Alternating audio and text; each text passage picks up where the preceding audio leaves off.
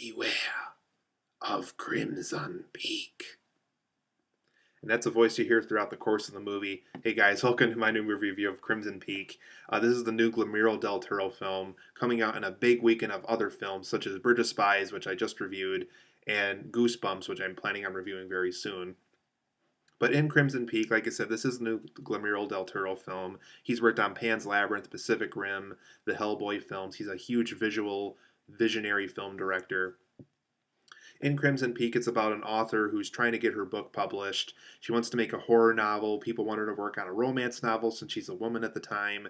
And at the time, people besides Mary Shelley was really the only person to get away with a horror novel at the time. So people want her to work on this romance story that she really doesn't want to work on. But while she's trying to get her actual story that she's actually written published, the horror one, um, she meets a guy played whose name is Thomas Sharp, and he's played by Tom Hiddleston. And he seems very intrigued by her. There's a romance that eventually starts up with them, but this girl's father doesn't like this guy very much. There's all these other things going on as far as people being concerned about her relationship with this man. But things eventually work out. She eventually marries into him, and she goes off into his home, which is out of the country, which is in England somewhere. I think this film takes place in like late 1800s, early 1900s somewhere.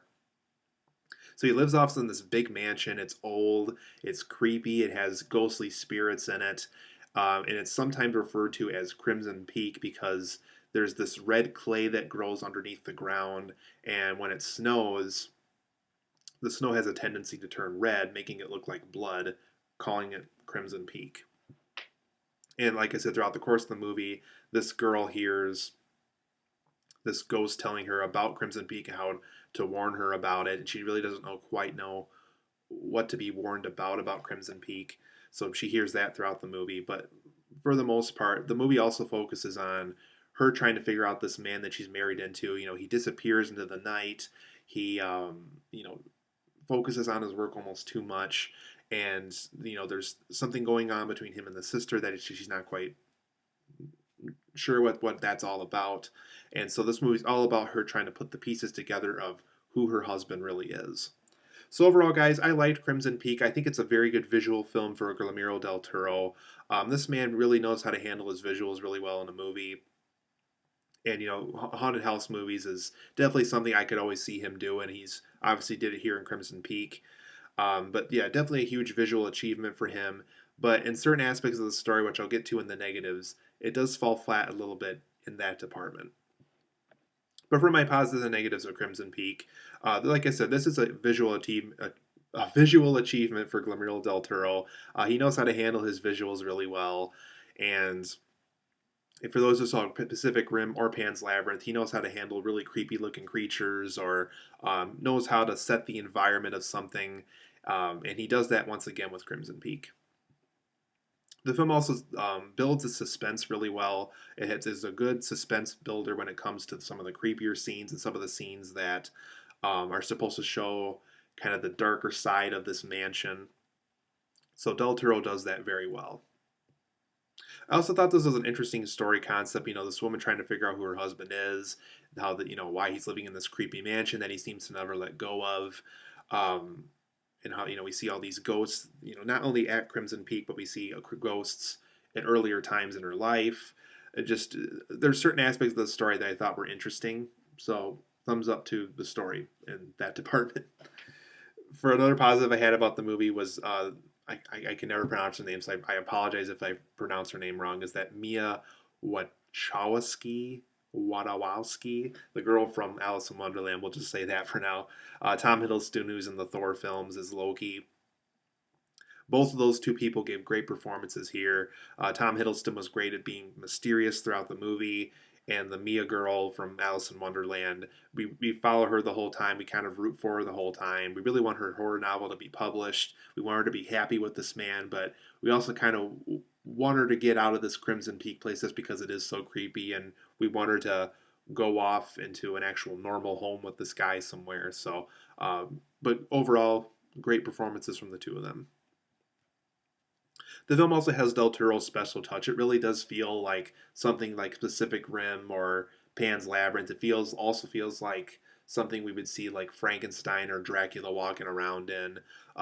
So it does have Guillermo del Toro's special touch in the movie. Another thing that was cool about Crimson Peak that I haven't seen a film in a really long time is classic movie transitions. You know, like if a girl's wearing a ring that becomes significant later in the movie, the film will close in on a circle on that ring and it'll transition to the next scene. That's something I haven't seen a film in a really long time, and I'm glad Del Toro kind of brought that back for this movie. It did feel like something we'd see in the original Dracula or the original Frankenstein or even the original Wolfman. Just really cool classic movie transitions that he did throughout the movie. The film also makes good use of its time period. When I first heard that this film wasn't taking place in modern day, that it was kind of, like a late 1800s, early 1900s kind of setting, something that would probably be like in a Jane Austen novel or something.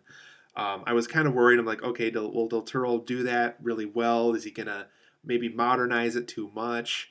I also thought the film had a good use of the time period. It kind of got me interested in it a little bit more. So I guess thumbs up to Guillermo del Toro for doing that. Just because, like I said, I was worried about the film feeling almost too modern for its own good, but it does really feel like something that would take place in like the late 1800s or early 1900s. So Del Toro did a good job with that.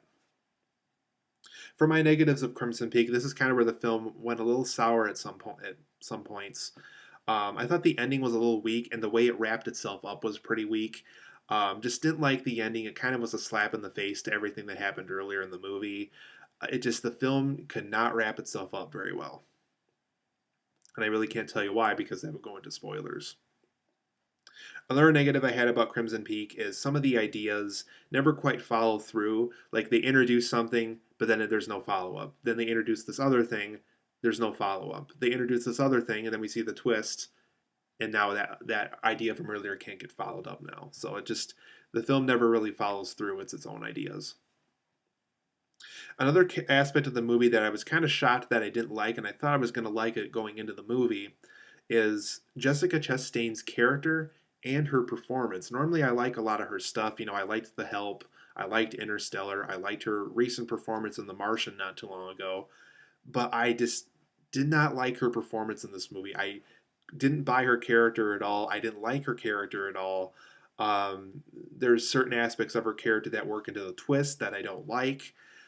Just I don't know if it was Del Toro's decision to make her this way or if it was Chastain's decision herself to make her this way in the movie. I just didn't like the character and I didn't like the performance and I really couldn't buy into the character that much. It was just a very like unusually mysterious role and I thought Hiddleston handled it better than she did and I guess that's why I didn't like it. So overall, I'm going to give Crimson if I can talk today. I'll give Crimson Peak an 8 out of 10. It's a good movie. The visuals are good. The suspense building's great. The story concept's good. Hiddleston's performance, the girl from Alice in Wonderland, her performance was good in this. Has Del Toro's special touch. The classic movie transitions are good. Makes good use of the time period.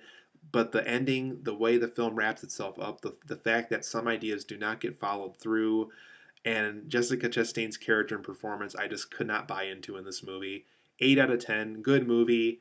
See it once. I probably won't watch it again. This is not Del Toro's best work. I think Pan's Labyrinth and Pacific Rim are both way better movies. 8 out of 10 for me. If you like Del Toro, you might like Crimson Peak, but be warned, it's not his best film.